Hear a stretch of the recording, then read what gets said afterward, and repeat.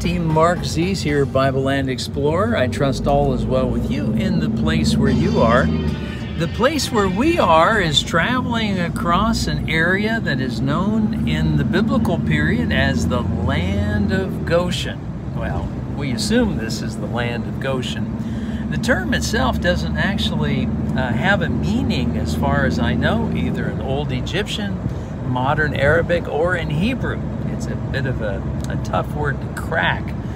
What we do know, according to the biblical story anyway, is that it was a land that was sort of inside of Egypt, but not quite.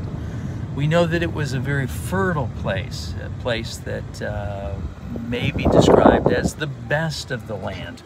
We also know that this was the place where the Hebrews were settled in the time of Joseph. And for this reason, it appears regularly, there is a concentration of appearances of the word Goshen, or the land of Goshen, in the book of Genesis. And as you look out the window here, you get some sense of the fertility of the region that we're traveling through. We're about 20 minutes, maybe 25 minutes from Avaris, Tel Adaba. And as we head in that direction, thinking about the family that is mentioned at the end of the book of Genesis, I can't help but reflect upon the meeting of Jacob and Joseph that we see there at the end of chapter 46. The two of them had been apart for a very long time, and this happy reunion full of passion, it catches our heart by surprise as we read these words. Now Jacob sent Judah ahead of him to Joseph to get directions to Goshen.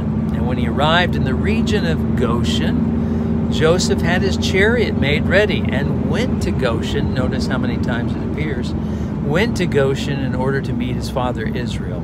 And as soon as Joseph appeared before him, he threw his arms around his father and he wept for a very long time.